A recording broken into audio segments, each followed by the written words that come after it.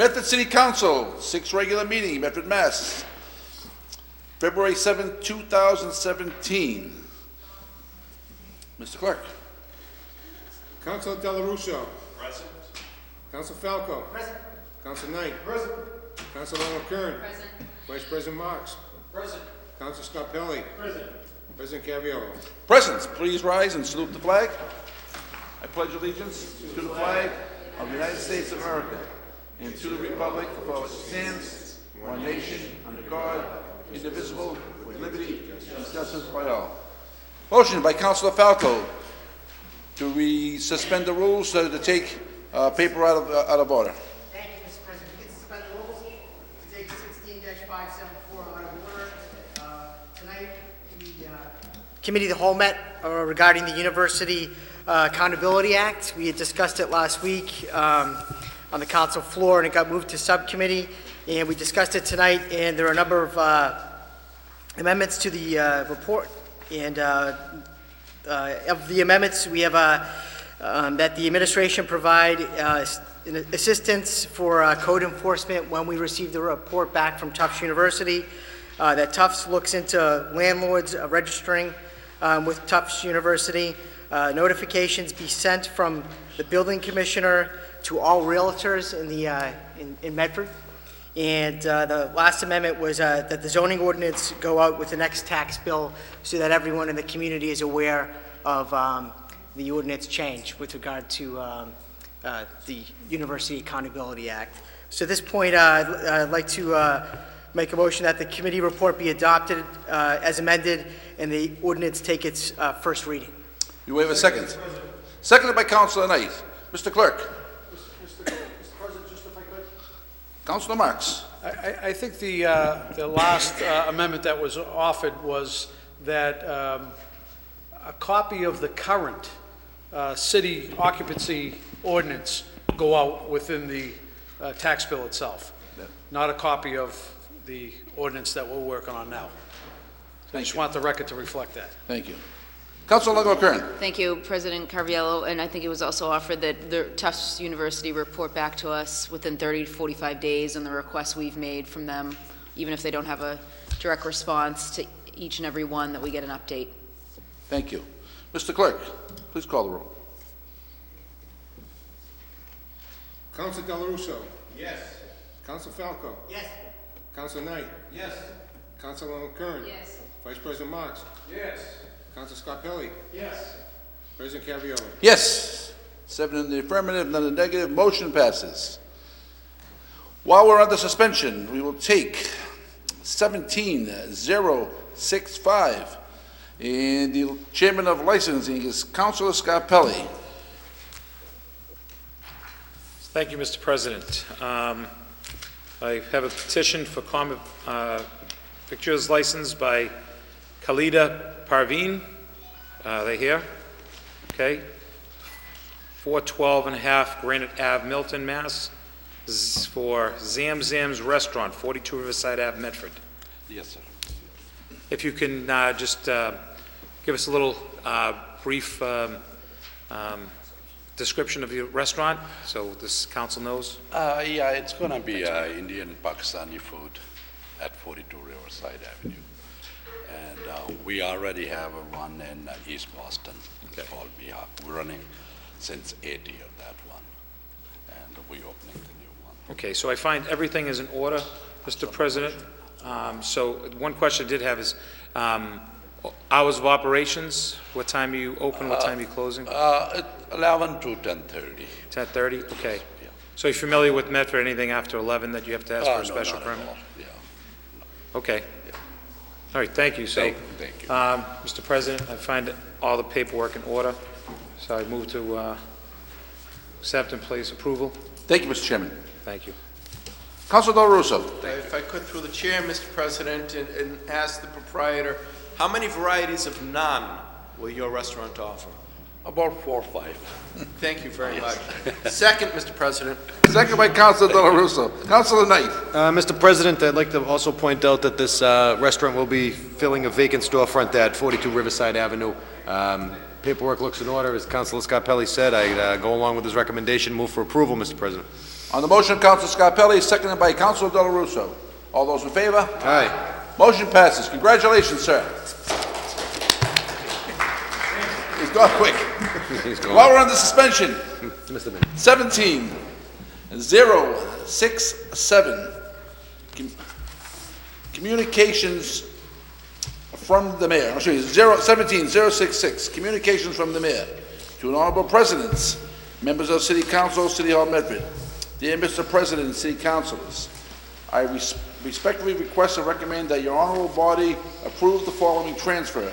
$50,000 to be transferred from highway materials and supplies ordinary account 010-422-5530-1539 to personal account number 010-421-5130-1104 highway overtime.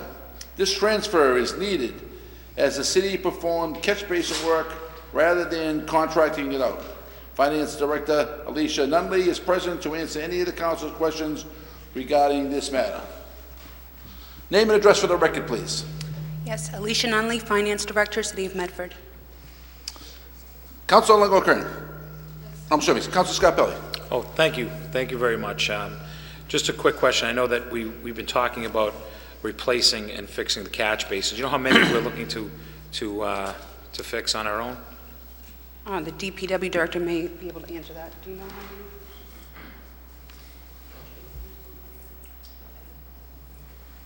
Name and address for the record, sir. My name is Brian Cairns, the Commissioner of Public Works for the City of Medford.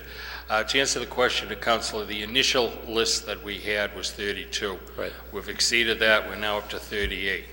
All right, and this particular transfer would be for man hours as well as material, all right, to carry us through to the end of the fiscal year. Are we hoping to do all 38? Excuse me, what's Are that? we looking to complete all 38 catch basins? Okay, no, that's what we've completed. Oh, we have? Yes, yeah, the initial list, okay, that I proposed initially when this program began was 32. Really? We've now completed 38. Also, Okay, in the city, all right, and of course with the weather being how it is with the warm and cold, the thaw and everything. Right. Okay, it's work in progress and, there's plenty more to do. All right. Thank you. Okay. Councilor Falco. Thank you, Mr. President. If I may ask Mr. Cairns a quick question.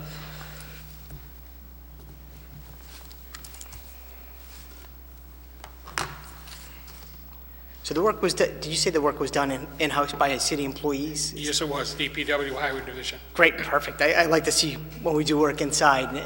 So as far as, so how much did we save actually by keeping it in-house and doing it with our own employees as to contracting it out? I don't have that figure readily available. I can gladly supply it, Councilor, but it was a significant amount. That's what I'm thinking. I mean, it's I know, we have some talented people here that can do a lot of work, Be great Very if we, talented. It'd be great if we had more people, but it'd be interesting to see how much of a savings this would represent by doing it in-house. So I'm glad we did it. And I'm sorry, did you say how many more we have to do, or how many more? Okay, it's work in progress, Councilor. With this weather here, all right, they keep, cropping up, but we're starting to get ahead of it now. Okay. From the initial list. Okay, great. Okay. Thank you. Yep. Councilor Knight. Mr. President, move approval of the paper. I think that the DPW Director has shown that doing this work in-house is going to be a cost savings for the City of Medford. It also shows that his expectations were exceeded when he initially came to this council seeking funding back in the spring. They were looking for some funds to fix 32 catch basins. They fixed 32 and 6 more, and they continue to do the work. I feel as though this is a good appropriation. Coupled with the fact that the work is being performed in-house, Mr. President, I believe that we maintain control and direction of the employees and also the ability to get them out there faster and fix any mistakes that may or may not occur. Personally, I feel as though the work that's done in-house is a far better product than what's done through subcontracted labor, and for those reasons, I support this paper wholeheartedly and move approval. Outstanding. Councilor Del Russo. Mr. President, I want to express my gratitude to Commissioner Cairns and the members of the Department of Public Works for their good work in this matter. There have been a number that we've reported over the past several years. We're glad to see great progress. The Commissioner knows how to get things done. We're grateful. Second approval, Mr. President. Seconded by Councilor Dela Russo. Vice President Marks. Thank you, Mr. President. If I could, maybe Alicia can shed some light on this. It said $50,000 was transferred from the highway materials and supplies. That account, what was the initial appropriation in this year's budget? And I don't know the initial appropriation. I know that you guys voted on through the president, excuse me, $100,000 in free cash to that account, and we needed to move $50,000 of that free cash you appropriated into the salary account since it's in-house and not contracted out. Okay, so the account that you're saying, this is 010 account, 422, Yes. highway materials. What is that currently used for? What do we get with highway materials? I think the DPW commissioner means that. Councilor, that's used for miscellaneous supplies, particularly for the Highway Division for day-to-day operation. While we're on the subject here of catch basins, could be for frames, covers, cement, barrel block, asphalt. It could be used for a whole host of reasons. Right, so by taking it out of that account and putting it into an overtime account, are we depleting that one count? Do we have are we running in the red in that account right now, or? No. What happened was when we did the original free cash appropriation, we put $100,000 into this account. We should have actually split it 50,000 between personal and ordinary.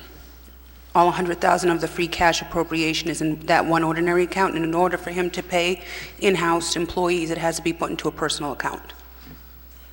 So why wasn't it put in the personal account immediately then? That was just overlooked. That's why we're coming back. That was what? It was overlooked.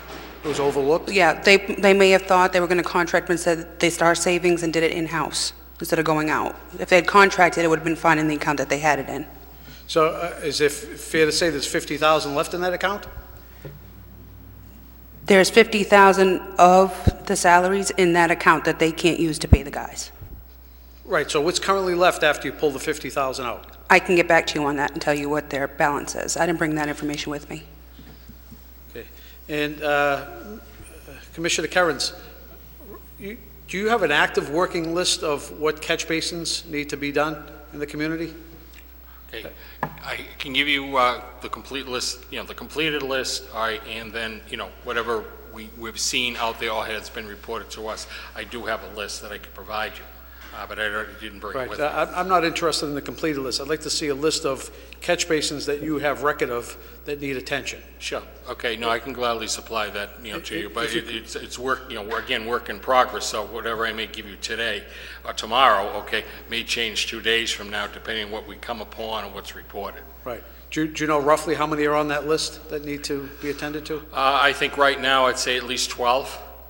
All right. That that we have out there that, in our opinion, have to be rebuilt.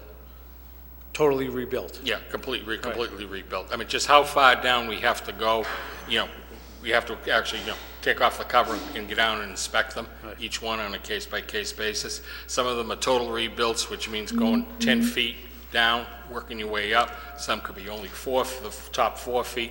They all vary in condition. Right. Yeah, if you can provide the council with a list of currently what needs to be done. Certainly. Because the number sounds awfully low to me. And I realize you just said 12 need to be rebuilt. Mm-hmm. But in just going around the city, I see a lot of sunken catch basins.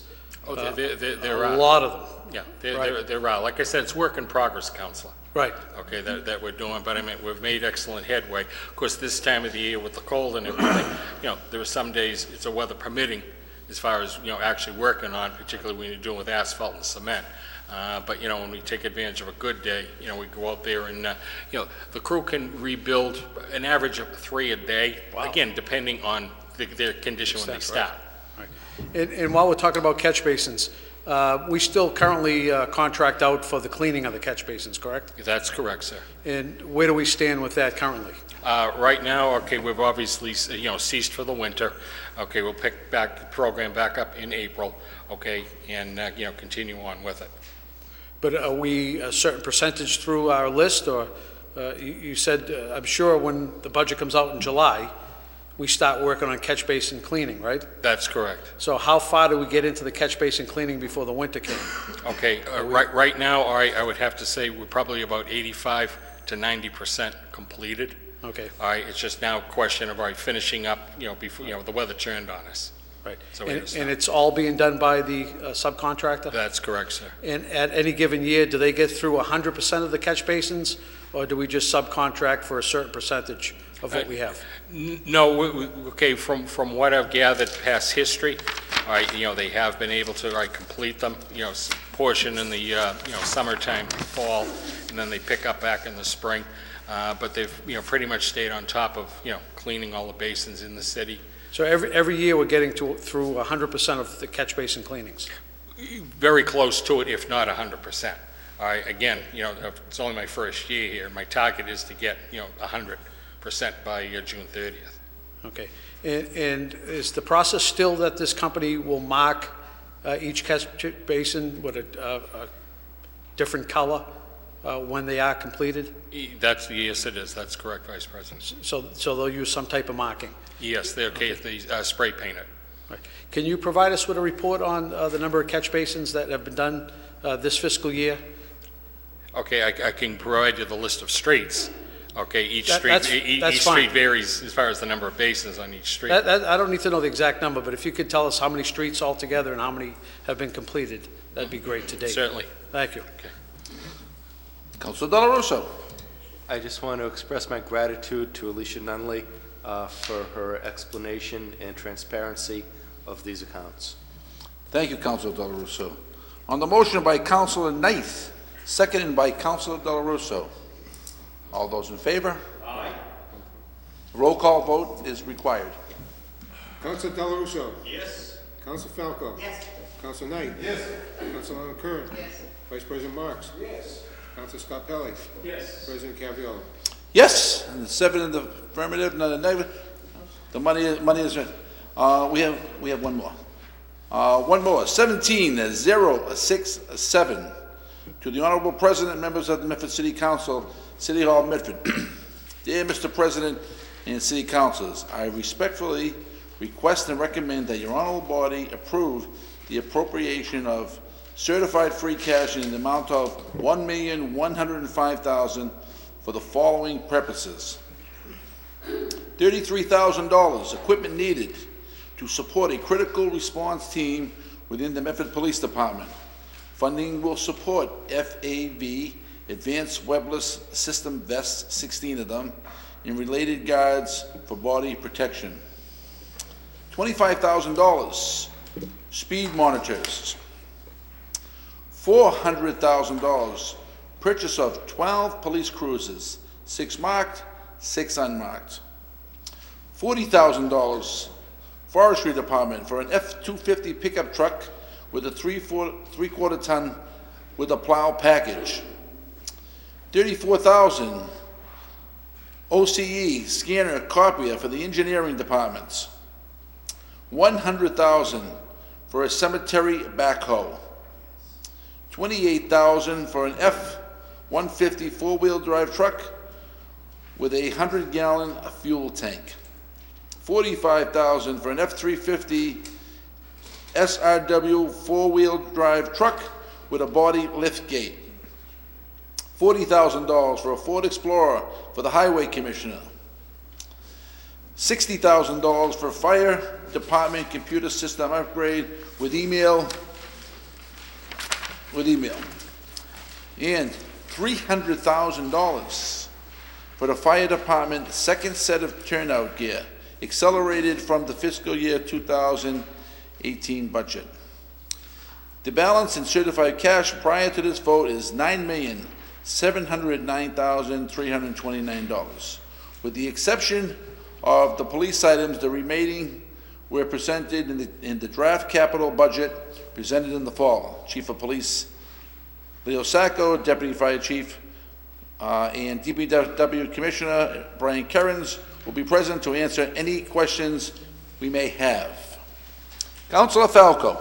Thank you, Mr. President. I just have a question in general. Of course, safety and the well-being of personnel is always a top priority. So with regard to the turn-down gear, So if this gets approved, when can we actually see, the turn-down gear, the police cars, the new trucks? I mean, when will we actually see this? I would think the mayor was looking to do this as soon as possible. So if we approve this tonight, is the turn-down gear going to be, I'm sorry, turnout gear, I apologize. Yeah, so as soon as possible, it would be done. Point of information, Councilor Scott Pelley. We asked the deputy chief, were they already ordered? Would they know, who would know that if the turnout gear, because I thought they were already ordered, and because I think that took some time to... Name and address for the record, please. Point of order, Councilor Knight. Would it make sense for each individual that's representing a respective department to come up and do a brief presentation on the appropriation that's being requested right now? We have Chief Sacco, we have Deputy Chief here as well. Name and address for the record. Martin Cuniff, Deputy Chief, Medford Fire Department. What was the question, Council? The question, the turnout gear. Have they already been ordered? No, in fact, we just got our first couple of bids for this, so once we award it, then it would probably take about a month probably to have everybody fitted and then to get it be made, and so I would yes. I'm sorry, thank you. I'm sorry, Mr. Falco. Thank you. No problem. Chief Sacco, would you like to speak? Good evening. Leo Sacco, Police Chief here in the city of Medford. My home address is 227 Elm Street in Medford. Chief, you have the critical equipment. Could you tell us what that is? Okay, that is, I'll explain what the critical incident or critical response team was developed last spring in light of what's going on around the country. We need to train officers in our department to do a quick deployment when they're working if there's an incident, a major incident that might happen anywhere, whether it be at a mall, shopping center, school, etc. God forbid it happens, but we have to be prepared and be ready to go. So we have 16 members of a team. Actually, I think it's down to 15 right now that have been trained and outfitted. This is a key piece of their equipment. This is a tactical vest that we need to outfit them with. And it is a staggering figure, but we can't get reimbursement from the state or the federal government for this vest because we already issued the other vest, the regular body armor, the soft body armor, for the individual officers. And the state and the federal government will only reimburse for one set of body armor. So this is something that's needed. It's over and above. It's a tactical vest. They wear it like a jacket. It's heavy. Takes a lot to hold it up, but it will withstand gunfire. And the $25,000 for speed monitors, Chief, what kind of... Members of this council have been asking for this for a long time. We have one that was struck, and I think it's beyond repair. We've had a couple of companies look at it. This will buy 2 speed monitors so that we can be more effective out in the community as far as radar and speed enforcement, and actually let the community see what the speed limit actually is on the street. Sometimes if you see a 20 mile per hour or a 30 mile per hour speed, you think they're doing 50, and it's actually the monitor will show what the true speed is. So we look forward to those. And I think, Chief, this is your biggest one here is 12 cruisers, 6 marked and 6 unmarked.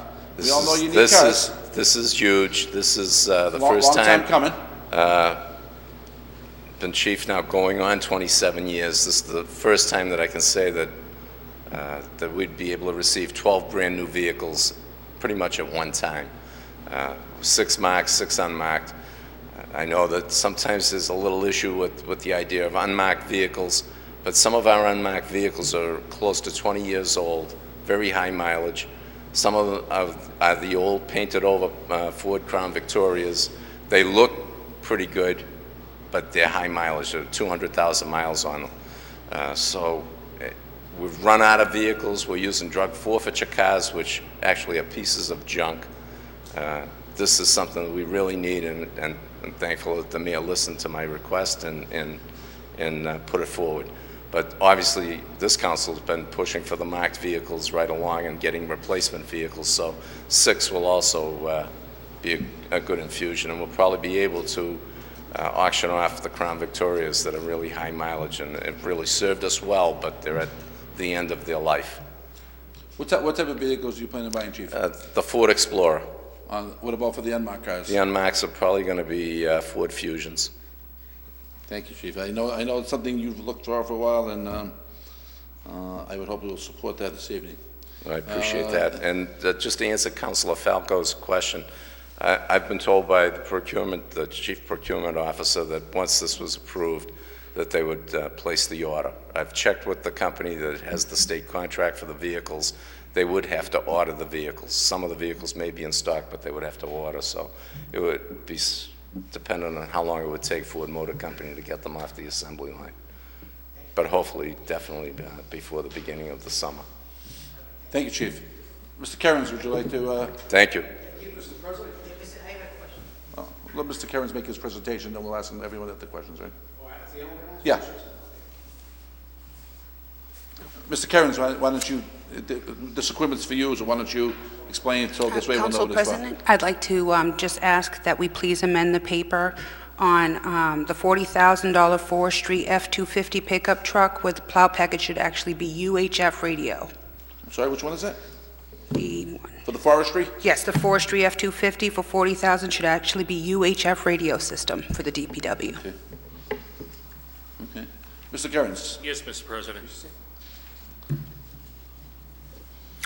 Okay, the Department of Public Works has, put in, a request for, the upgrade of some of the vehicles that, are at the point now where they're really getting beyond repair. A lot of them, again, high mileage, and, now are also suffering from deterioration from, body rot from over the years. Some of these vehicles are on state contract, so it would be just a question of the Finance Department issuing a purchase order. As far as the estimated time, we're getting, anywhere from, 1 to 3 months, depending on, what the specifications call for. As far as what the auditor was explaining as far as the radio communication system, the existing two-way radio communication system was, from what I gather, the history of it is the original two-way radio system that the Medford Police Department got back many, many, many, many years ago. It is getting to the point, it's beyond repair. Parts are no longer available. It's an old low-band system. And, what's happening now is a lot of guys have been using their cell phones because the radios in the trucks no longer work. The range on them is very, very limited, and it just needs a systems upgrade, for not only for getting the work done on a day-to-day basis, and to keep stretch out the man hours rather than go back to the yard and get further instructions, but it's also for the safety of the personnel. I mean, driving all this the equipment that's out there. Okay. Thank you. Yep. All right. Council Falco. Thank you, Mr. President. I just had a question for Chief Sacco. Yes, sir. Thank you, Chief. So with regard to the new cruisers, the marked and unmarked, so we're buying new cruisers, which is great. We need them. But as far as what should be our strategy for purchasing going forward? Should we be replacing cruisers? I mean, in your opinion, you've been doing this for a while. What should the city be doing moving forward? Should we be buying them every year, every few years? What's the best approach? Best approach is buying vehicles every year, 5 to 6 vehicles every year. That would replace your frontline fleet, and then you could have a supervisor's vehicle or a canine vehicle or an unmarked vehicle. With this happening right now, 6 and 6, this gives us a great foundation, but we can't let a year slide by. Exactly. You have to stay on top of it. You won't need 12 every year, but if you could replace, 5, 4 might not be just enough. 5 would be good. 6 would be better. It would be the best. So every year there should be every year purchase. Or no more than 18 months. Okay, perfect. Thank you. Vice President Marks. Thank you, Mr. President. Regarding the speed monitors for $25,000, are we getting 1 or 2, Chief? How many speed monitors? The goal is 2. I believe we can purchase $12,500 for each. Yeah. And currently, how many speed monitors do we have within the We department? have one that's inoperable. Right now, it was struck when it was on the road. So we just have one? We really So don't we even don't have even that one now. We need these two. So we don't have, okay. And the police cruisers and the MMAC vehicles, are they going to be fully equipped with the latest computers? The MAC vehicles will be fully equipped with all the computers, radios, lighting. The unmarked vehicles won't have computers. Every detective has a laptop or a tablet so that they can use. They don't need them in the vehicle itself. They will have radios in the vehicle, and they'll have emergency lighting and a siren. Okay. And I know within the budget, Chief, you put in for some additional civilian personnel Yes. to do some computer work and also some crime statistics. Is that still something that you could use in the police department? Yes. Are you going to be making a recommendation for that manpower again, or? Yes, I will. Okay. Do we expect to see it during the budget time or before budget? It'll probably be at budget time. Budget time? Because we're well into the cycle right now. Okay. So it will be I will be submitting it in my next budget request. Thank you. Councilor Kern. Thank you, President Caraviello. Chief, along the same lines, great to see 2 monitors. I think it's going to, one of the main complaints we get is speeding, and I think it's going to help curb the speeding issues we have. With regards to that, I know we had spoke, and you were before us maybe a few months ago, with regards to, and we were asking questions with regards to the radar guns. Was that also on your wish list, and it just didn't make the cut tonight, or? No, we're actually purchasing some new radar equipment out of our existing budget, out of the public safety account in our budget. And how many, what are you purchasing? I believe it'll be for handheld radar units. Oh, great. What account will that be coming out of? I believe it's public safety. But it will be coming out of the budget that we set in June? The and existing budget wherever that you we're found extra operating money? with. Great.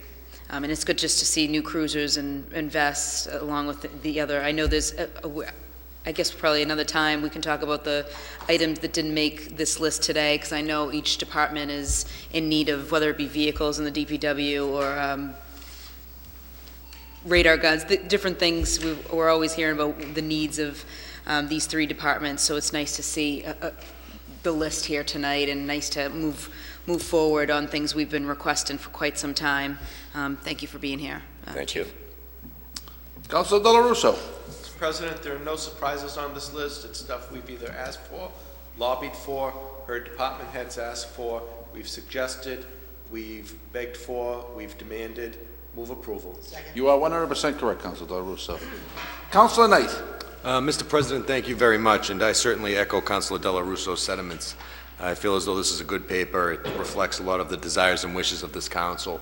In reviewing the appropriation, we're getting equipment to keep our police officers and firefighters safe, new vehicles for our police and our DPW so that they can have the tools to do the job, and equipment to address efficiency of the administration of government, Mr. President. So I feel as though this is a good paper. I feel as though they're worthwhile expenditures, and for that reason, I will be supporting this measure and move approval. Councilor Kern. Thank you. I didn't know if we were taking one department at a time. If I could just ask a couple questions with regards to the fire department computer system upgrade. I don't know if that's... Deputy Chief Cuniff. So, Chief Gilberti's on vacation, so I'm not intimately involved with these day-to-day purchases. So, but I know he did tell me that we needed. He's wanted this for a while, and he said that this will involve interdepartmental, more storage, better emails, interdepartment communications, and also a maintenance agreement to keep our equipment up to date.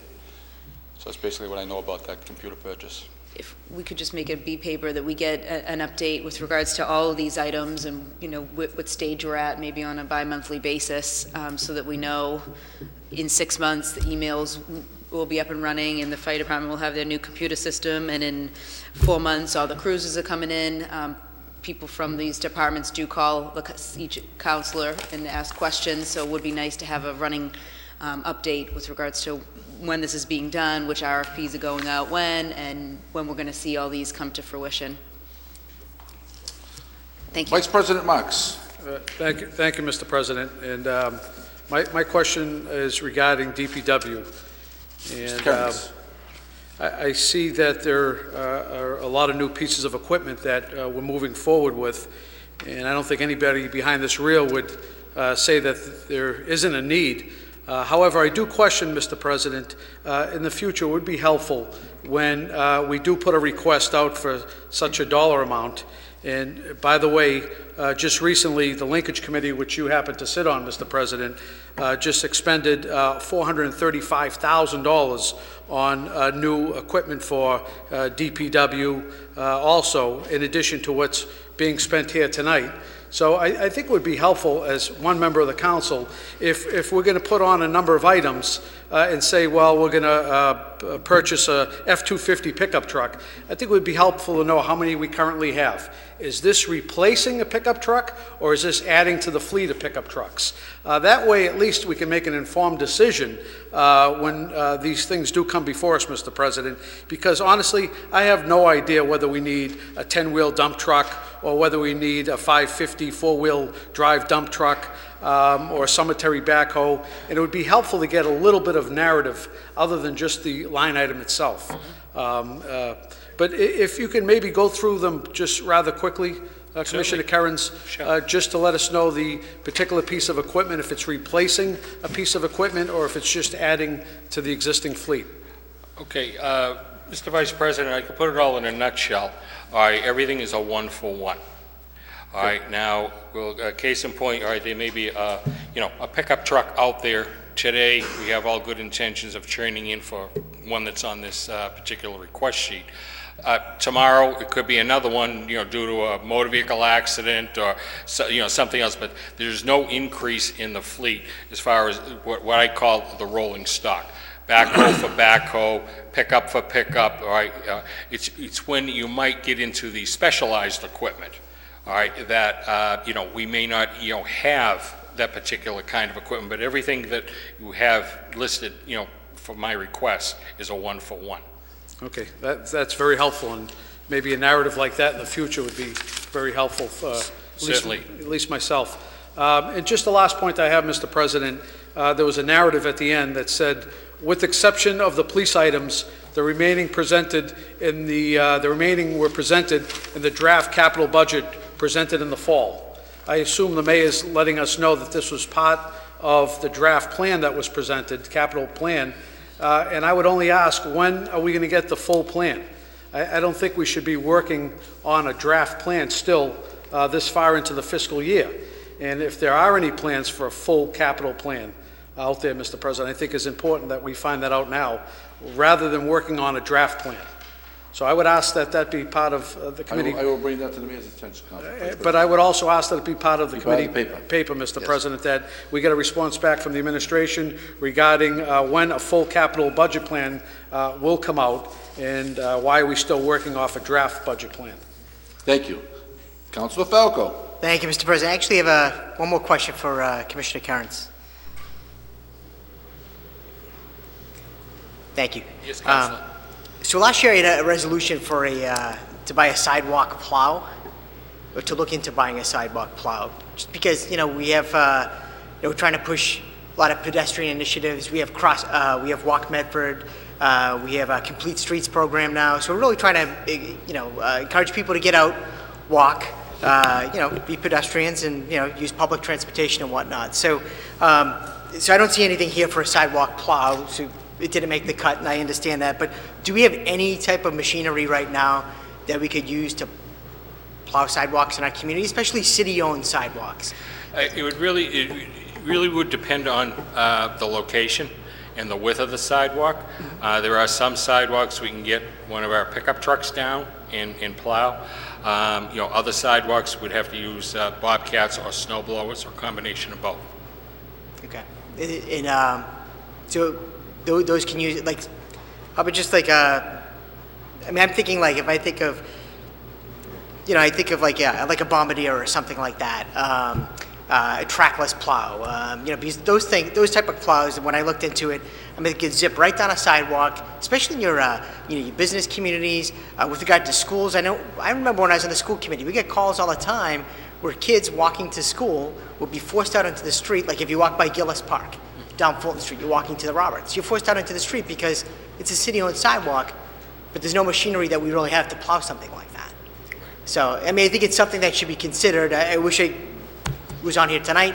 I'm happy with what's here, believe me, and I will vote for this. And I'm 100% in favor of it, but I think it's something that we need to consider in the future. Yeah, and you know, when we have, you know, Counselor, between, you know, the Administrative Office of Public Works and, you know, the park foreman, Mr. Nesta, we've done extensive research as far as what types of equipment are out there that would be suitable for our sidewalks. Again, you know, we have to keep in consideration, you know, we have hydrants and poles and everything else, so you get something too big, but at the same time, you know, something too small.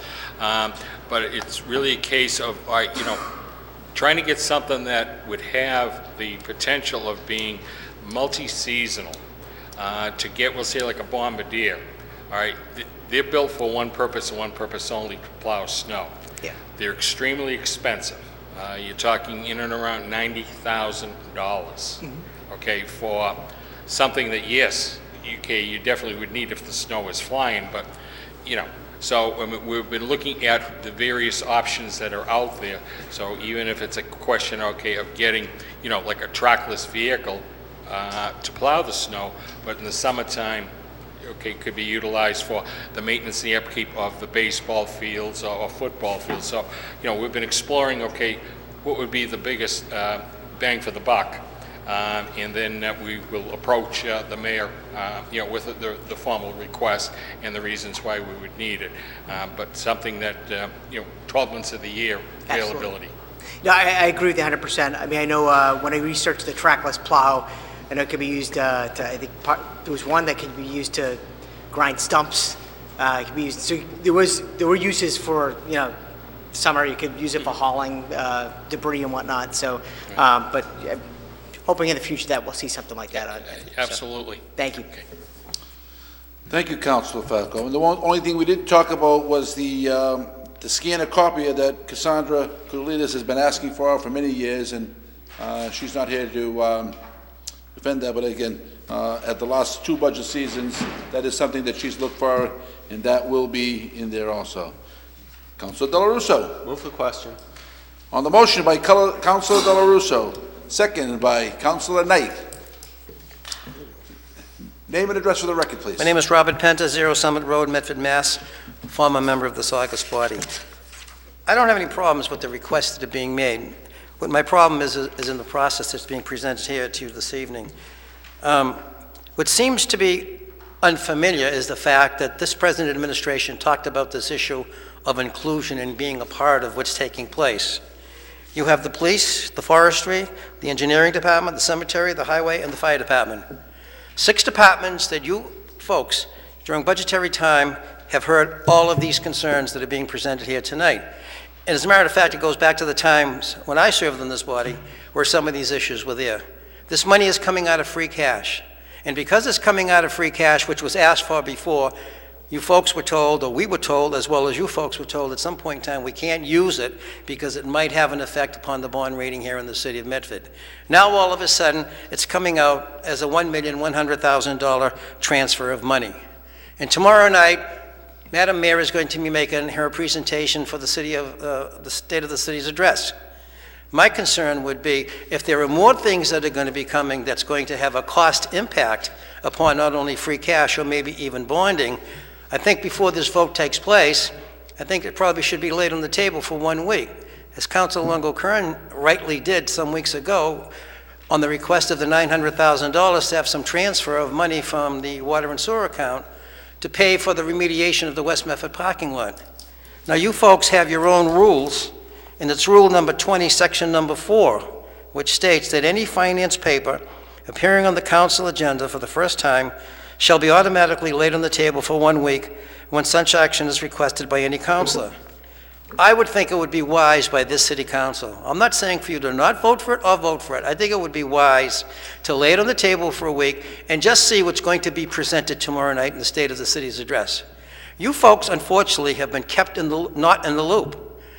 Everything that's being presented here has nothing to do with you folks. You folks have never met with all the department heads to go through their wish list. That was something that was discussed during this past election, and it still hasn't taken place. A magnificence of $1 million here tonight, and the mayor's representative is not here. That doesn't speak well. Point of information, Councilor Knight. I believe the mayor has 4 representatives here this evening. Thank you, Councilor Knight. The mayor's liaison to the city council is not here tonight. Department heads might be here, but they're not the ones that bring the message back. You know, when you go back and you look at some of these things and you say to yourself, the chief of police just saw through saying 6 cruisers, 6 regular cars, and 6 cars that are going to be unmarked. I think this council in the past has asked for each and every year, Chief, you can correct me, for a minimum of 2 new cars each and every year in the budget.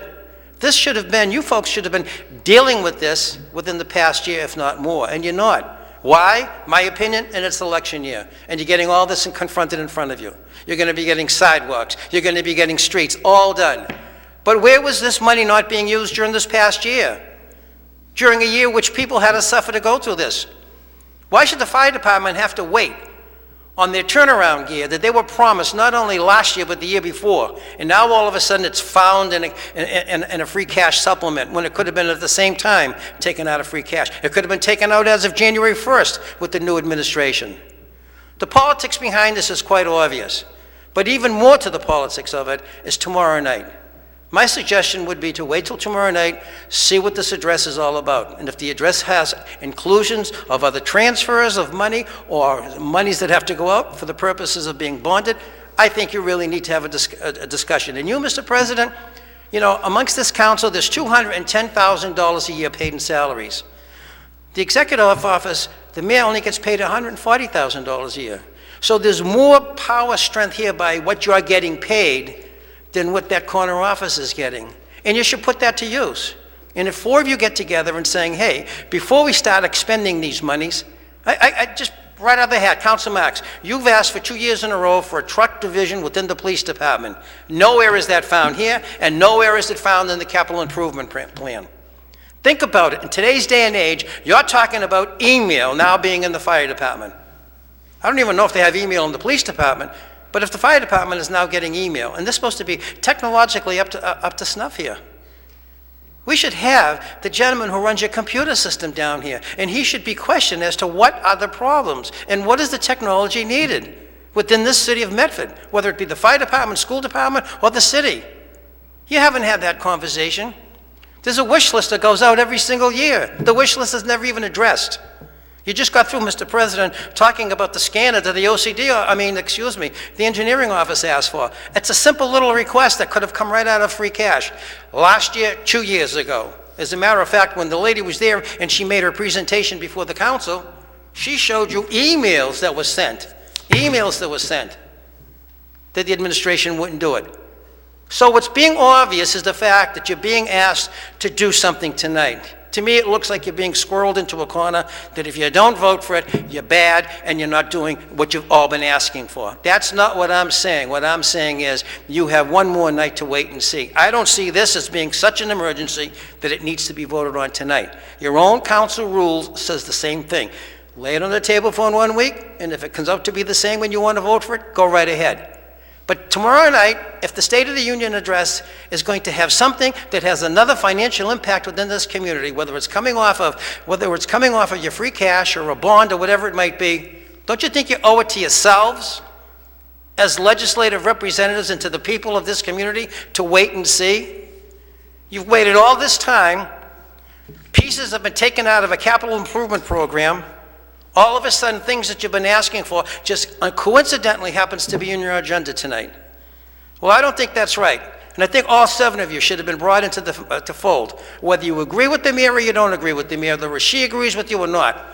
This is an important issue, many important issues here. This isn't $10,000 or $15,000. This is $1 million. And the remaining balance of $8,600,000 is still there to be played with. And you have no idea what she's going to do with that. That's up to you folks. And if you folks can't put the mayor together and force that lady to sit down and talk with you, to turn around and saying, hey, you may be picking out things that you need, but that's not what this council sees and hears from Medford and Mrs. Taxpayer in the city of Medford.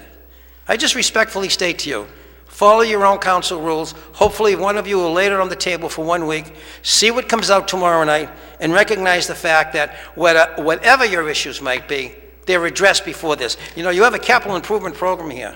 There's a lot of things in this capital improvement program that also relates back to the fire department, the police department. Some of them are in the school department and what have you. It would be nice to know whether a new police department is going to, in the offering for tomorrow night. There's $2 million in there to figure out where they're going to put it, draw it, and all of that. Have you sat down and talked with her or her people? No. And I think you should. It's the most pressing issue, the biggest, most pressing issue here financially for the city of Medford, and no discussion on it. But you're getting over $1 million worth of transfers being asked for tonight. Again, I repeat, I am not against any of these transfers. What I'm against is the process, how it's being presented, and the opportunity you have to make sure that before you vote for this, you see the complete and total picture, which I believe will be presented tomorrow evening. Thank you. Thank you. During budget time, everyone did ask every department for their wish list. Name and address of the record, please. Good evening, Mr. President. My name is Paul Camuso of 114 Lincoln Road in Medford, and sort of seems like deja vu. But Yes, it does.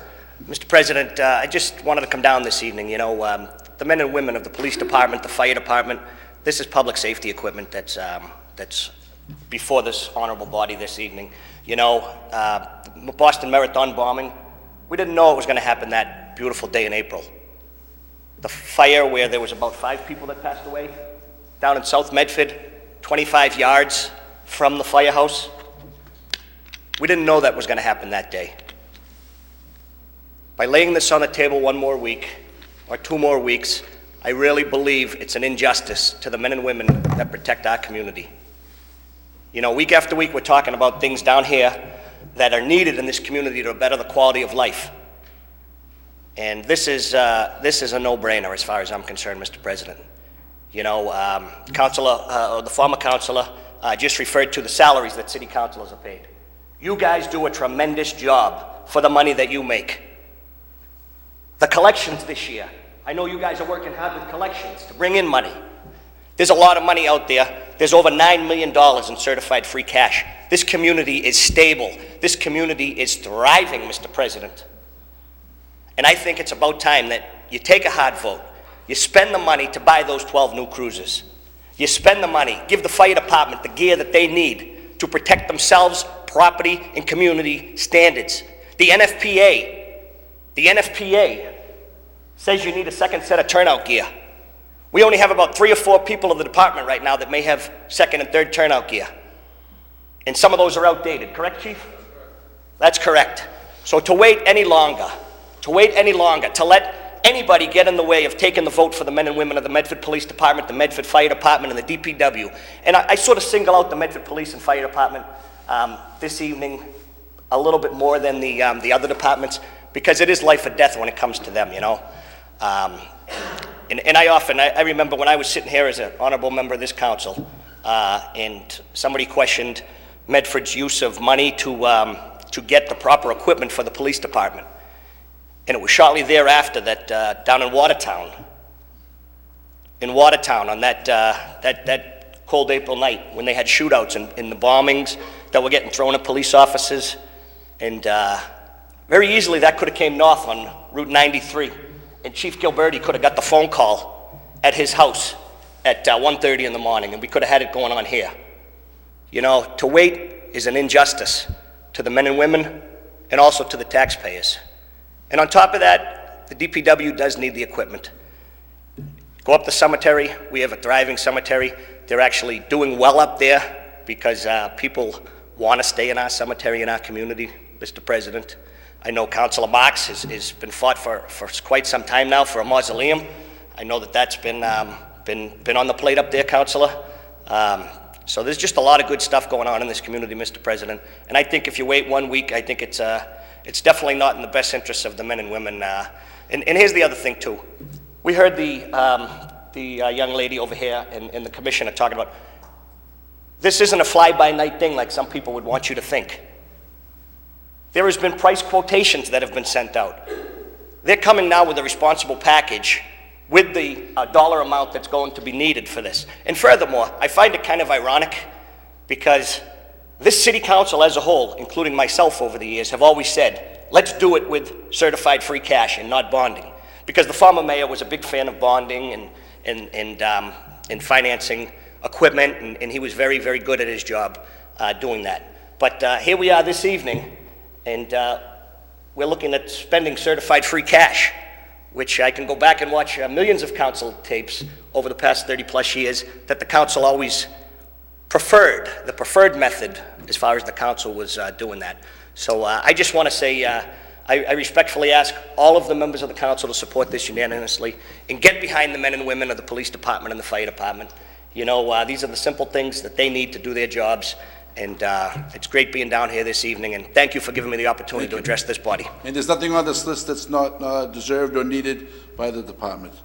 Councilor Knight. Shall the main question now be put, Mr. President? On the motion by Councilor Knight, Councilor Dela Russo. Mr. President, I made the motion for approval. I stand by my motion. I won't be manipulated by political agendas. Thank you. Vice President Marks. Thank you, Mr. President. I just want to correct the record for a minute here, Mr. President. It was in June of 2016, we as a council started meeting with department heads prior to the budget. And we sat down and department heads came before us with wish list, what they wanted to see in the budget. And if I'm not mistaken, every council behind this railing brought up these same exact concerns that we're seeing here tonight 8 months ago. But now we're hearing tonight it would be an injustice if we waited another week to move this forward. But these issues were brought forward 8 months ago. So was that an injustice for the past 8 months? Why these issues weren't moved forward? I don't know, Mr. President. But this body, Mr. President, has stated time and time again, and I have stated time and time again, I refuse to do business piecemeal. And we've been saying that year after year after year.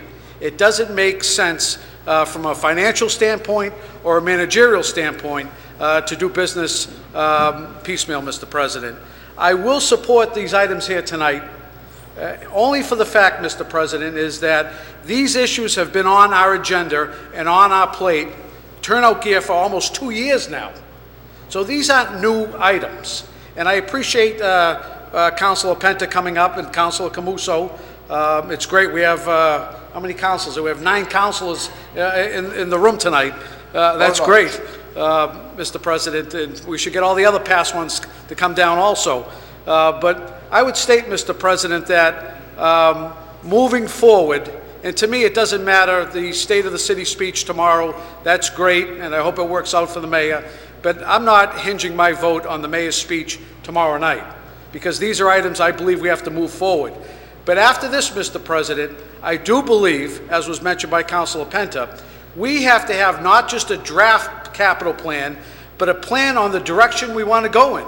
Because at some point, we're going to be pitted. Hey, you want to spend for this, or you're going to spend for that? And I think we should have a vision as a council. We may not share the same vision with the mayor, but as a council, we should have a vision and the direction we want to see this city move. And, you know, like I said, I'm prepared to vote on this tonight. These things are well warranted. We know the DPW, you see their trucks driving around, their blades are all chewed up, Mr. President. Their equipment is old and outdated. 1983. And this is a way to replenish it. I've talked to the men and women in the police department that are driving around in cruisers, as I referred to a couple of weeks ago, Fred Flintstone vehicles, where you could put your feet through the floorboards. That's how bad some of these vehicles are getting, Mr. President, and that's not a joke. And so we do need relief in this way. I think this will go a long way. The turnout gear, we heard from the chief of the fire department stating a few weeks back that when these firefighters are in a fire, they come back with the same gear. They have to wait for one washing machine that is specially used to wash these turnout gear, this equipment. So they have to wait in line to use the equipment, and they don't have a second gear. God forbid there's a second fire. And we all know the carcinogens and so forth that from a fire that can, the soot and everything else that goes on the uniform, it's very dangerous for the brave men and women of the fire department. So, you know, I don't want anyone to believe that if this council did sit on this for a week, that we're sitting on public safety. Because these issues have been out here for months and if not years. And it's not this council that's been sitting on anything. This council has been the advocate on behalf of the police, DPW, and fire department in this community, Mr. President. Thank you. Thank you, Vice President Marks. On the motion by Councilor Dela Russo, seconded by Councilor Knight. Mr. Clerk, please call the roll. Council Dela Russo. Yes. Council Falco. Yes. Council Knight. Yes. Council Long Kern. Yes. Vice President Marks. Yes. Council Scarpelli. Yes. President Cavallaro. Yes. Motion of 7 in the affirmative. Motion passes, and I think this was a well-deserved thing. These men in these departments need this. And if I may yield the chair to the Vice President Marks.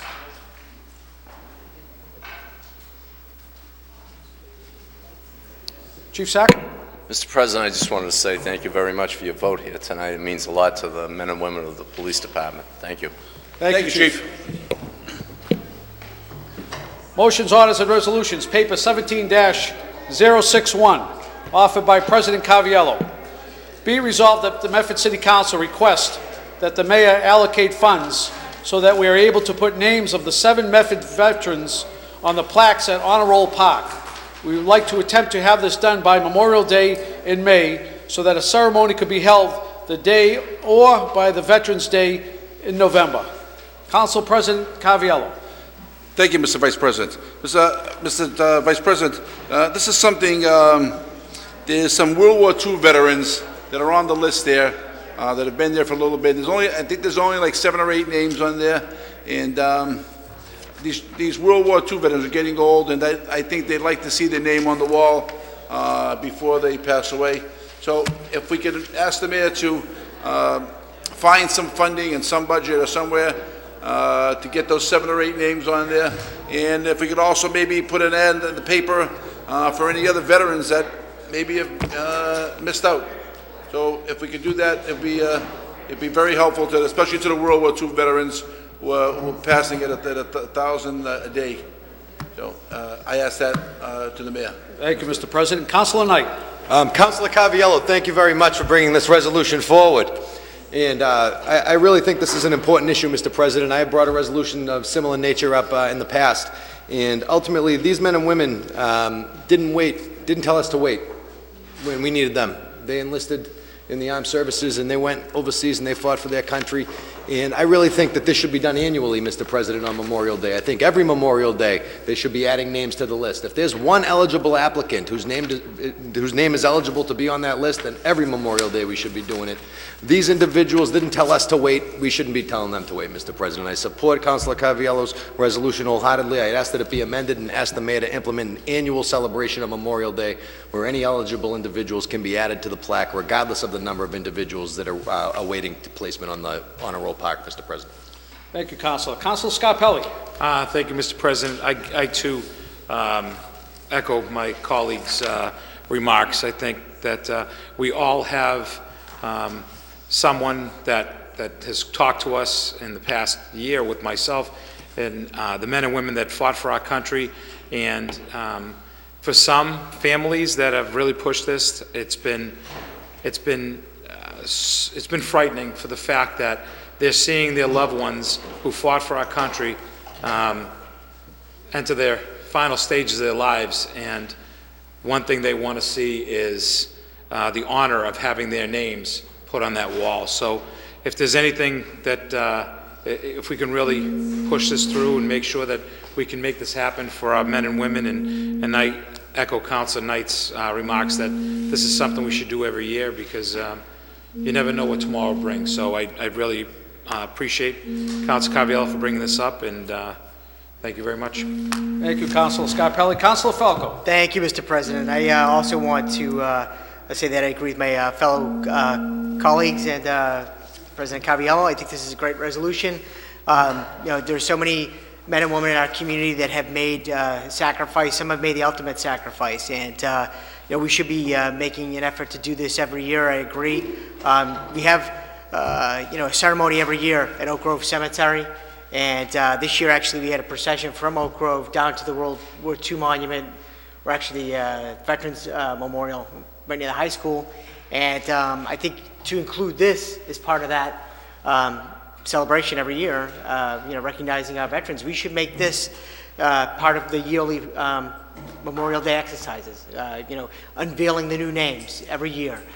So if we could amend the resolution to actually make this part of this year's Memorial Day exercises, to have an unveiling of the new names, that'd be great. Thank you, Councilor Falco. Thank you. Councilor Del Russo. Thank you, Mr. Chairman. I want to thank Councilor Carviallo for his tireless efforts on behalf of the veterans of our community. He's shown true leadership in this part of our civic life. So I say thank you to you, Mr. President. Thank you. With regards to this motion, I support it. I'm under the impression that every year we allocate funds in the approval of our budget for celebrations, ribbons, festoons, and streamers, or whatever it's called, that line item. So do we know if there's money in there? I do not know, Mr. I'm sure there's usually a surplus, so that the money which we've already allocated for this very purpose be used.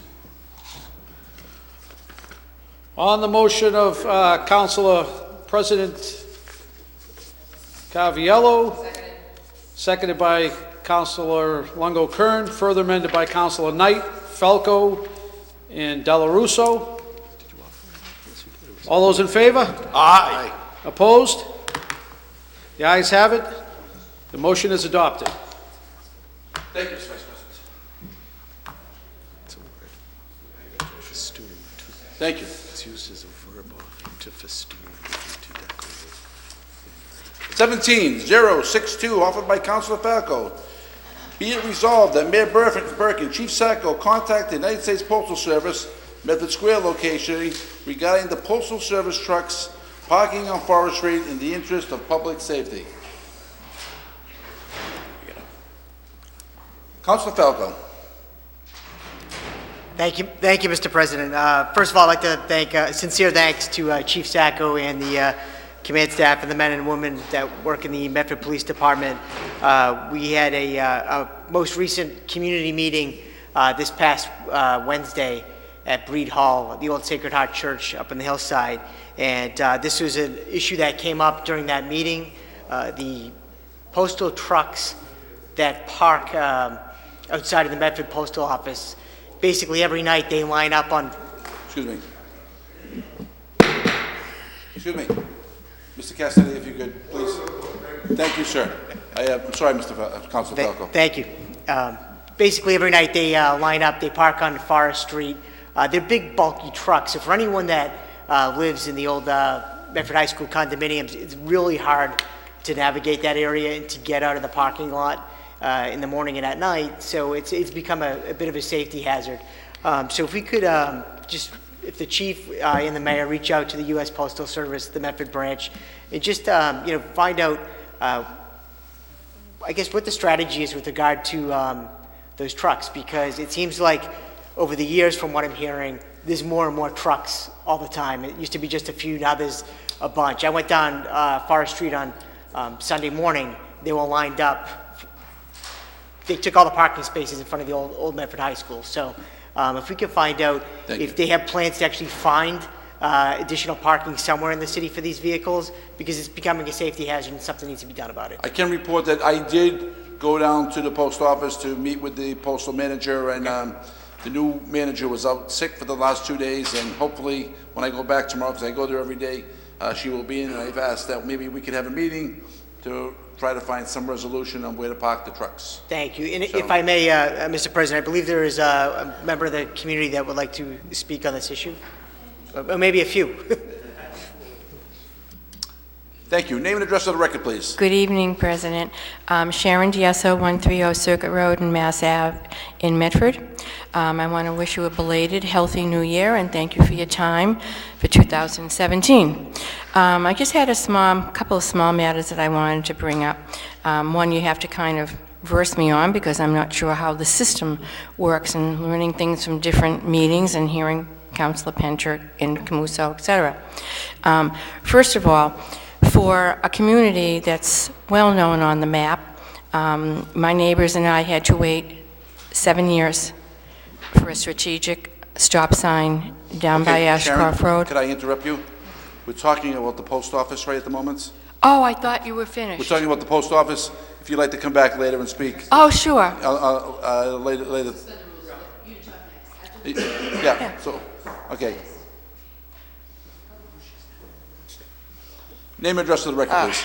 Good evening, John Costas, 25 Salem Street, Medford. And that's a sore subject with me. I mean, you've just brought it up now, but I've been dealing with that for over 3 years. It started out as one truck. They used to park in the theater parking lot, and then they were gracious enough to park it in front of their own post office.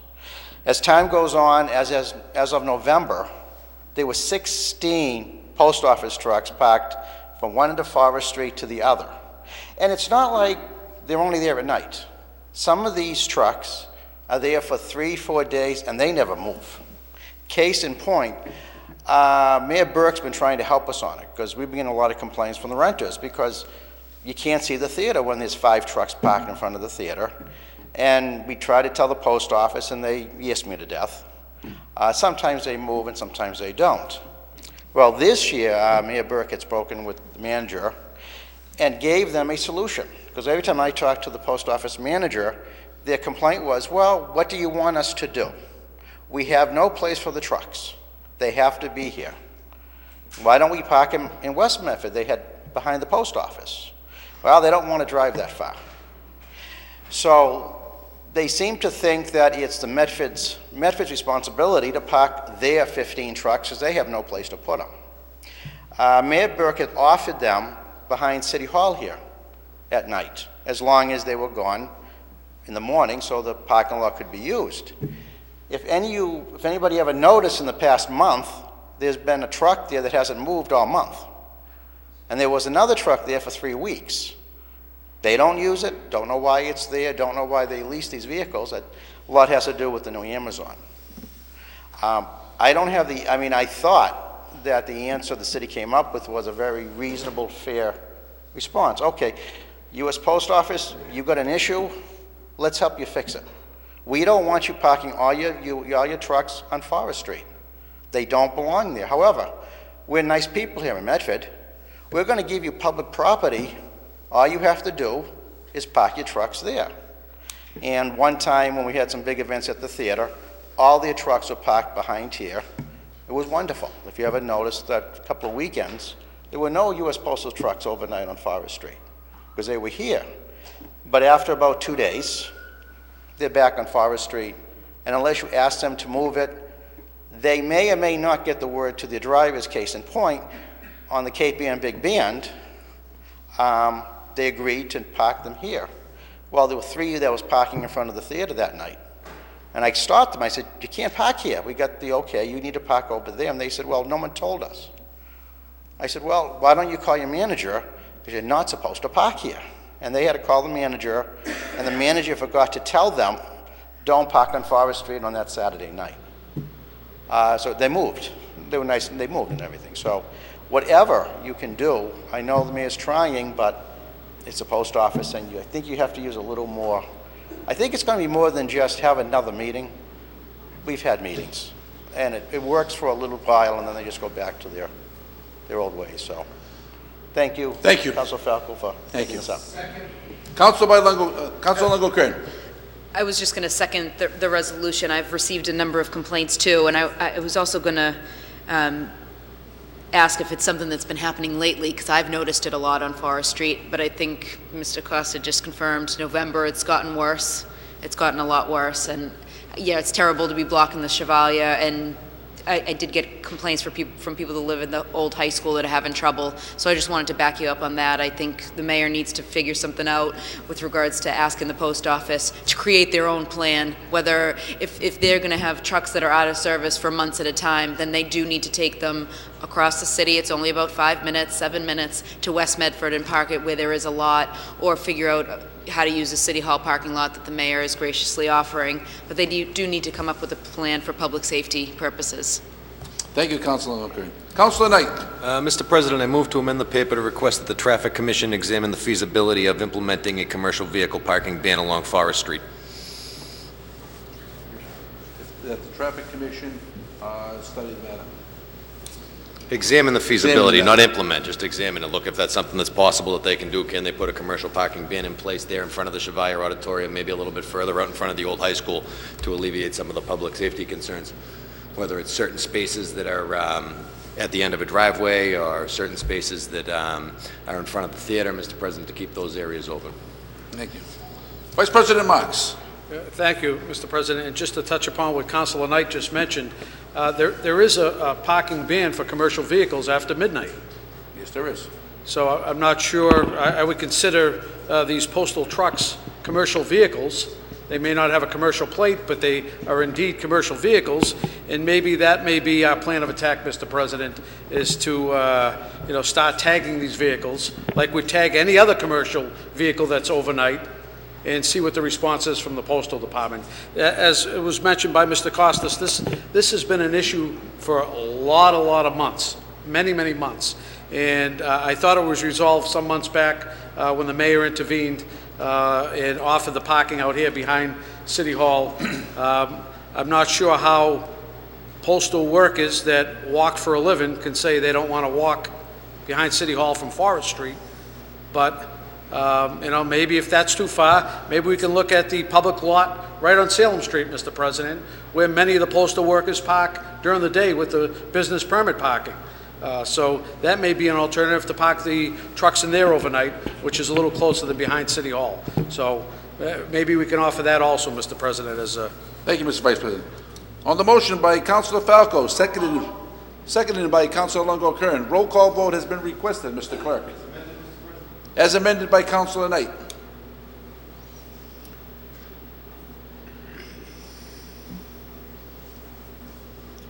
Council Del Russo. Yes. Council Falco. Yes. Council Knight. Yes. Council Longo-Kern. Yes. Vice President Marks. Yes. Council Scott Pelley. Yes. President Caviola. Yes, 7 in the affirmative, none in the negative, motion passes. Motion by Councilor Longo-Kern for suspension so that a citizen may speak. Name and address for the record, please. Sharon Diesso, 130 Circuit Road in Mass Ave, in Medford. I just wanted to say, first of all, even before the sign issue, I wanted to thank, and I got a chance to do it in person, the fine fire department that we have here.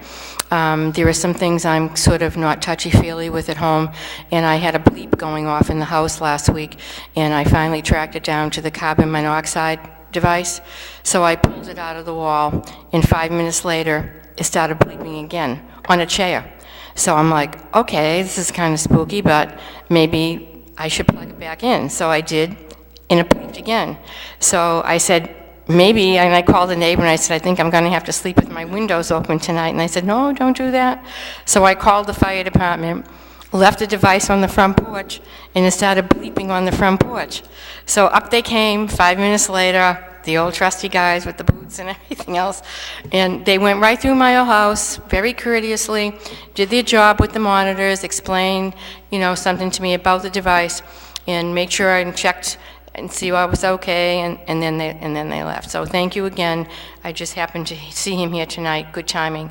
So we have some really fine police and people who are looking for our safety. So on the line of safety, I have 2 notes tonight. It's highly unordinary that a very busy corner that is complained about, written about, called about, written about, met about, should wait 7 years for a stop sign. I think it's unacceptable. And Ashcroft Road. What street was that? Ashcroft Road. Yeah. Sorry? Ashcroft Road. Ashcroft Road? Yeah, in corner of Mass Ave. It's in now, so we kind of gave up. So about 2 weeks ago, I was coming home and I saw the stop sign. So thank you, whoever did in the end after my letters, get it in. It's okay. But on the whole light of everything, that's not acceptable in any city, whether it be Kalamazoo or Medford, Massachusetts. It's a long time. We're waiting for someone, hopefully never to get hit. My neighbor's car was totaled on that corner. We were hoping that no child or pedestrian would be involved. Thanks again for anyone who did, I can't say speed it up, who accomplished this. On Mystic Avenue, on the grounds of safety, coming north or going south, right by Joseph's Transportation. There is an island there that's about 5 inches high, and it borders, it's the meridian if you're going north on Mystic Avenue from Somerville. You have to take a turn towards the left to kind of get by that island. You can go make a U-turn, take a left onto Harvard. You can't go straight. You can't see the island. You dearly need reflectors there, because I was waiting for this too to happen. Last week I was coming home from the college, and I usually have fog at the end of the day, and I'm like, oh, remember the island, you have to watch for it because it's not visible. A man coming the other way, not at a high speed, took the turn, never saw the island, landed on the island. People were yelling, and the poor guy was beside himself. Everyone stopped. He was able to back off. He looked a little dazed, and then he went around, past Dunkin' Donuts and Harrow's, and then proceeded south on Mystic Avenue. Is that state, or is that section of the road Medford? That is a state road. Yeah, that is correct. So what's the next route for me? We can refer that to Representative Barber, that's her district, and Yeah. I can call her tomorrow and make that request. Especially with the snow coming, they're probably going to have to put the newer, higher reflectors. I hope you're in agreement with this, okay? Also, on monies, I was reading during the year that to get finalized, that you had a commission that was paid to look at the structure that's across from the bus terminal near the old cemetery. And that's going to be part grant money, in part $250,000. That's $250,000. That's 250 quarters of taxpayers, maybe $1,000 a quarter, to erect something there where people can eat their lunch. This is winter. How many people do you really think are going to go in there and eat lunch? It is beside my friends and I how things like this get passed. How many cruises could have been bought during the years with $250,000? Just because you get a grant and somebody has an idea that the structure hasn't been used, we respect you so much and we need you here, you're our voices. But couldn't that money be allocated at one time? Couldn't someone come forth and say, wait a minute, we have a better place to spend $250,000? And I was here last year when the police chief was coming up practically begging for new equipment. This could have been processed, and these gentlemen would not have to have been here tonight. So I don't know if that's possible, if you can rethink money during the year. I really think if you had a leak in your roof, you wouldn't go fix your shed. So thank you for listening to me. I'm just a peon when it comes to economics. Thank you. But and I will speak to Representative Barber tomorrow about that. Thank you. Thank you. Motion by Councilor Longo-Kern to revert back to regular business. 17-063, offered by Councilor Falco. Whereas the Medford Board of Appeals meets on a monthly basis to make decisions about various projects and developments, whereas many of the meetings are conducted in room 201 in Medford City Hall, where there is a limited amount of seating.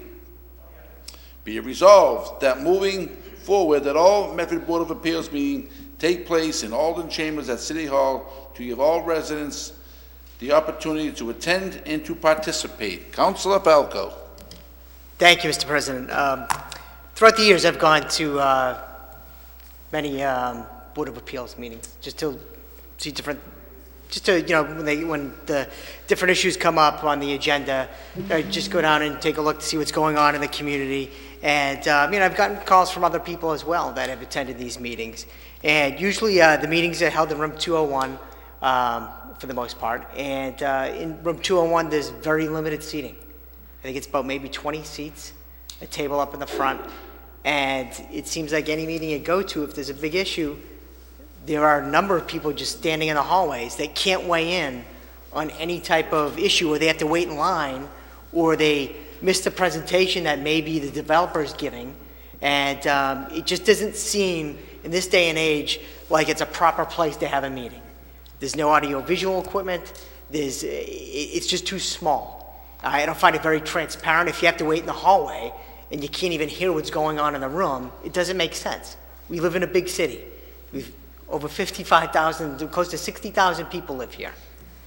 This community is hot for development. People want to develop. And there are many development meetings and zoning board decisions that have happened in the past and that will be happening in the future. And, everyone should be able to weigh in on, on these different issues that come before the zoning board. Thank you. I think the If I may finish. So in my opinion, I believe that those meetings should be held here in chambers. I know they meet on Tuesday night usually, which is the same night as us. That's the But problem. what they can do is maybe they can move to Wednesday nights. They can pick a different night. Wednesday nights, I don't think this chamber is being used on a regular basis, but it needs to be looked at. We need to make this process, we need to bring the process into the 21st century where people can come, if there's a presentation, they can use the AV equipment here, but it shouldn't be in a room where you could barely fit 20 people and people feel like they're excluded. Government should be transparent. That's what it's all about. People should have access, and I think this would be a better venue. Thank you. I think the question is, the meeting should be moved to Wednesday night, because the Board of Appeals does meet on a Tuesday evening, the same as we do. Absolutely. So if you'd like to amend that to... If we could amend it to actually have them move their night to Wednesday night and have it here in council chambers. Thank you. As amended by... Thank you, Mr. President. As amended by Councilor Falco. Councilor Longo-Kern. Thank you, President Carviallo. I second the paper, second approval for the motion. I've received complaints myself, and as we come in on a Tuesday night at during the once a month when the Zoning Board of Appeals meets, we see a crowd outside the hallway, and I have received complaints about people that weren't able to speak, they weren't able to hear, and I think it's extremely important that anybody and everybody be able to hear any meeting that goes on at City Hall. But time after time, month after month, that is the one board that meets where the doors are overflowing, because you have attorneys, you have residents, you have business owners, people from the city council do want to attend, we're not able to, so I agree with moving it to another night. I also agree that here would be the right place. I would ask that we amend this and request that the meetings be televised as well. I think we need to start moving more and more towards televised board and commission meetings, and that is one of the biggest and most important boards we have in the city, and it's something that I would definitely want to attend more often, or at least be able to have that opportunity to watch from home. We as city councilors are being asked to get involved with certain projects and ask for help. Neighbors are asking us for help, so it's important that we have that opportunity to not only watch the meetings, attend the meetings, speak at the meetings, but everybody should be able to attend the meetings and be able to hear and speak. So I think it's a great resolve, and I think it's definitely a positive, and I move approval, or second the approval of Councilor Falco. Thank you, Councilor Longo-Kern. Councilor Knight. Mr. President, I too feel as though the room is too small. I really don't see any problem with having the meetings at a room that has a capacity of no less than 100 people. It doesn't necessarily have to be the Alden Chambers. We had a great presentation here by Barbara Kerr a couple of weeks ago. Hopefully, if we get a library grant, we're going to have a great library, community space in the library. We have the South Medford Fire Station has a community space, so there are other available locales that these meetings can be held. If they want to use the Alden Chambers, that's all well and good too, Mr. President, but I do think that the room is too small. I do think that they can take affirmative steps to address the problem right now, especially in light of the small number of contentious developments that have been before the Zoning Board of Appeals in recent months, Mr. President. So I support the resolution. However, I feel as though putting it in the Alden Chambers isn't necessarily the end-all be-all. There are other opportunities available, and my question is to whether or not, if we're going to send a message to the Zoning Board of Appeals that they need to have a meeting, and then the meeting has to be accessible to people, that we're dictating where it has to be as well. I think that if we can look at the number of seats that are available in the room, I think that that might be able to be something that's helpful in controlling the situation as well, Mr. President. However, in terms of the resolutions before the body this evening, I have no problem supporting it as authored. Thank you, Councilor Knight. Councilor Del Russo. Mr. President, I agree with everything that's been presented, and I'm grateful for Councilor Falco for bringing this up. While this certainly has been discussed before on some level, however, I have a problem. I won't say a problem. I have a suggestion to remedy the language, and that is to add the note of suggestion, because I won't support this, Councilor, Mr. President, because on the grounds that that is a semi-judicial body, it is to be independent from undue political influence, and I won't be a party to that. Thank you, Councilor Del Russo. Vice President Marks. Thank you, Mr. President, and I want to thank Councilor Falco for offering this tonight. You know, I think this does apply across the board. I know comments were made. It's not just the zoning board or community development board. It's every board and commission, and I might add, including this council. There's been a number of meetings we've had in our council room in 207 where there was an overflow in the hall. And I didn't hear an outcry about the members of the council saying, make sure everyone's in here for transparency. So I think we have to be very careful. And, you know, I've been to these community development boards and the zoning boards, and in these meetings, they look at site plan, they look at schematics, and this is a tough setup to do in that type of format. And that's why they have a lengthy table in front of them and so forth. So I think what we can do is make a recommendation as a council that if there, with any board and commission, including this council, if there is overflow, that they move into a larger capacity area. And I think that covers everything, rather than saying you have to move here, you have to do this or do that. I think that covers everything. So if there's an overflow, Mr. President, I think common sense should prevail that you move into a room where everyone could participate, because that's what Councilor Falco's getting at. This is a participating resolution. It is open and transparent, and I agree with that. But I'm not sure we solve all that by just having people come into this chamber, because you know, they may have meetings with just a few people, and it'd be a difficult place to sit down with a few people because it's not set up for that. So that would be my recommendation, Mr. President. If an overflow takes place, that a suitable room be found by any board, commission, or Medford City Council. As amended by Councilor Vice President Marks. Councilor Knight. Mr. President, I thank Councilor Marks for bringing up the issue of the fact that there are many boards and commissions in this community, and if we're going to be requesting a policy change, that the policy change should be across the board and should not be singling out one board or one commission. I certainly also appreciate Councilor Della Russo's position that where we have quasi-judicial and quasi-independent boards here in the community, that we do need to watch the way we speak in terms of making requests of them. And a suggestion or a request, I think, rather than a demand, would be something that would be a little bit more beneficial. So as such, I want to thank both of my colleagues on the council for sharing their insight and input, because it certainly had an effect on the way I'll be supporting this paper. Thank you. Councilor Falco. Thank you, Mr. President. I know it's, and I want to thank everyone for their amendments and their concerns and for supporting this. But I also wanted to mention as well, because we talked about other boards and commissions and the like, and just to mention that I'm in the process of trying, and I know I've talked to you about this, Councilor, Mr. President, in the process of trying to schedule the legislative software vendor to come in and basically take a look at what we do with regard to transparency and whatnot, with regard to boards and commissions, because in addition to putting everything online, which actually helps out with transparency, they can also install cameras in the council meeting room as well, which would help out with other boards and commissions, because you could film all these meetings and they could all be, you know, live and on the cable channel as well. So that there is something that I'm working on. I think you all make great points with regard to those commissions as well. And the minutes, the agendas for those other commissions would all be in line as well using the software. So I'm hoping to have a vendor come in soon. I'm working on scheduling that. That actually is from a resolution that everyone supported last year as well.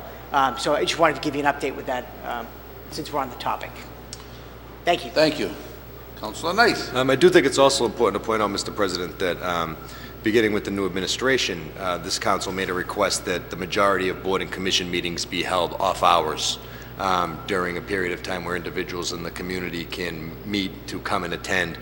We were in a situation where a lot of our meetings were happening at 12, 1, and 2 o'clock in the afternoon during the week, where members of the general public weren't able to come. And the administration did take some affirmative steps to address some of those situations, Mr. President, so I thank them for heeding our advice in that regard. And I think that if we proceed cautiously and make the request appropriately, I feel as though the administration will be willing to listen. Thank you, Councilor Knight. On the motion by Councilor Falco, seconded by Councilor Longo-Kern. Name and address for the record. Real quick. Hi, Cheryl Rodriguez. I live at 281 Park Street. I'm glad that we're finally talking about perhaps moving the Board of Appeals meeting, because this council has such a heavy burden of maintaining our zoning ordinances, it's really important that you're able to attend these meetings at some point. So a Wednesday meeting, or perhaps let the board choose a day that works for them. The next meeting that will have a large crowd will be the Salem Street Development meeting. That is already being held on a Wednesday, on March 8th.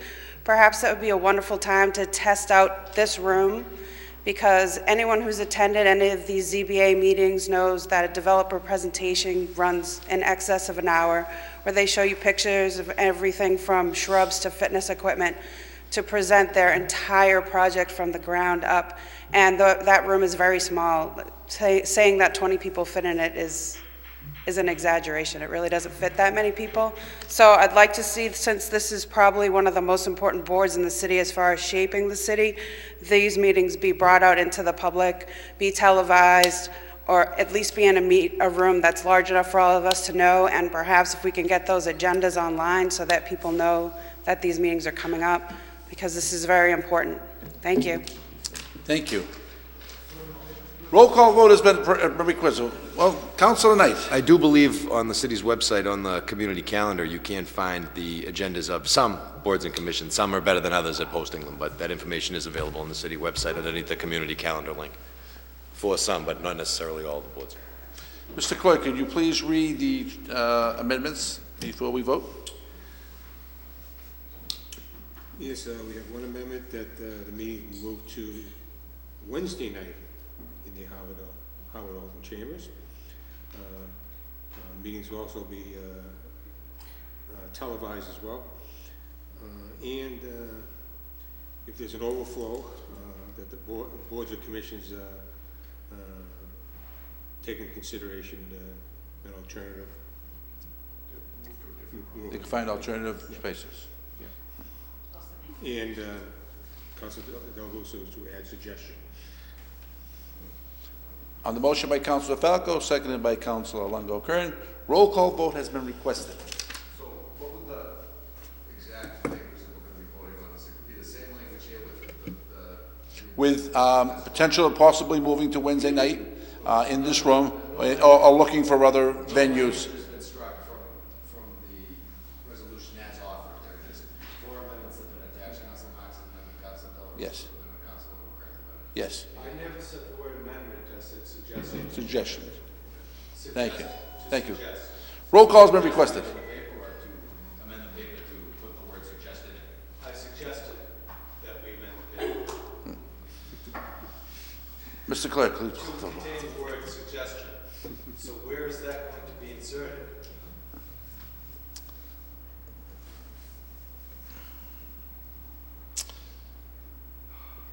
Would it be it resolved that moving forward, the Medford City Council suggests that all board and commission meetings take place in a facility large enough to, a location large enough to Accommodate the crowd. accommodate the crowd? No, yeah. That language would get I found the suggestion. Yeah. Suggest, but you leave it the way it is, and then look at Council Marks. Correct. Yes. All right. So we're gonna add the word suggestion in there, Why can't we make it for all boards and commissions? because Councilor Falco has only asked for the Board of Appeals. That's the only meeting he's requested. Right. If somebody wants to amend it for all boards and commissions, and you'd have to. We only have one room here, so everybody can't come in this room, so. I say if you want to make it for all boards and commissions. We're looking for transparency. Yeah. Why would we limit to one Okay. particular board? So if somebody wants to make an amendment to all boards and commissions. I think that's the way to go. If no one else feels that way, that's. No. Council Marks, 100% agree with. No? Does somebody want to make that amendment? I think you compromise if you do Board of Appeals and any and all of them. You can just add amendment. All boards of Councilor Longo-Kern? Just compromise, I just suggest that we compromise, you leave the Board of Appeals language in, and then also add, and any and all Any boards. other boards? Any other city boards and commissions? All right, you got that, Mr. Clerk? Suggest all boards and commissions, including the zoning board. Yes. As opposed to singling out the zoning board. Yes. Mr. Clerk, if you could please. suggests. Suggest. Mr. Clerk, if you could call the roll, please.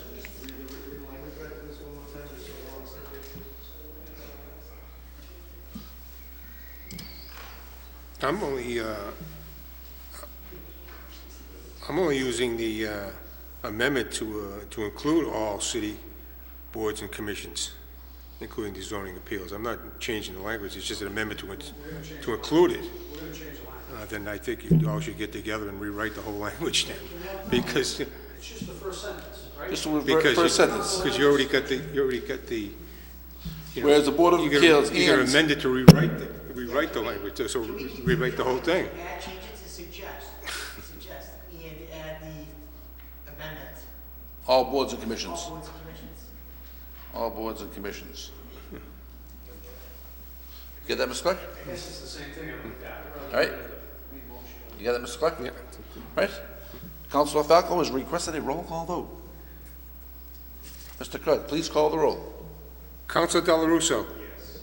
Councilor Falco. Yes. Councilor Knight. Yes. Councilor Long Kern. Yes. Vice President Marks. Yes. Councilor Scarpelli. Yes. President Cavriello. Yes, as amended. Motion passes 7-0. 17-064, offered by Councilor Falco. Be it resolved that the Mayor's office contact St. Clements Parish to have them contact the various groups to rent their gym to review the parking protocol in the surrounding neighborhoods. Councilor Falco. Thank you, Mr. President. This also came up last week during the community police meeting, and I've received one phone call since with regard to, I guess, many of the groups that rent the gym at St. Clements, basically when they park, I guess they're blocking driveways and, they're parking too close to driveways, they're blocking driveways and whatnot. So if we could just have St. Clements reach out to the people that rent their gymnasiums and just remind them of the parking protocol and just to be considerate to the neighbors in the neighborhood. Thank you, Mr. Falco. Thank you. All in favor? Aye. Aye. Motion passes. Papers in the hands of the clerk. Do you have something, Councilor Clark? In the hands of the clerk, 17-068, offered by President Caraviello. Be it resolved that the Medford City Council commend and congratulate Richard Dick Fitzpatrick on the celebration of his 90th birthday. Mr. Fitzpatrick is a member of the greatest generation who fought in World War II to make our country safe. I was able to attend Mr. Fitzpatrick's party to hand him a citation, and usually when you're 90, the parties aren't too big. Mr. Fitzpatrick had about 350 people at his party with the Marine Color Guard. So, again, that in itself was a tribute to Mr. Fitzpatrick, and again, I want to congratulate him for his service to our country.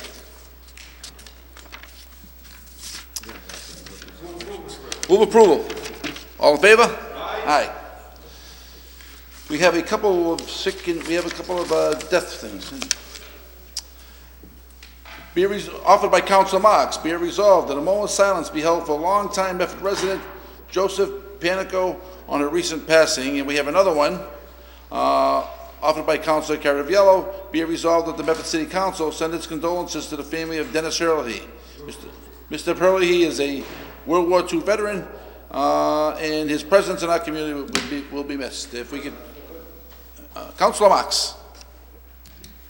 Thank you, Mr. President. We lost just recently a longtime Medford resident, and anyone that knew Josephine Panico and got to know Josephine would know she was quite a spunky woman.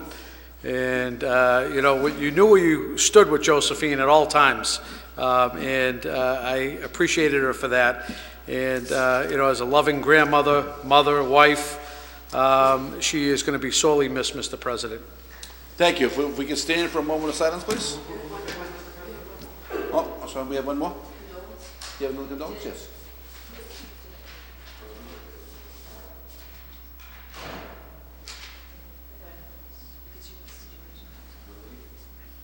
I already did that.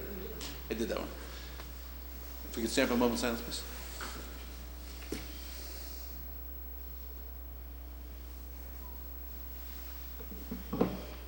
Motion by Councilor Knight to receive and place on file.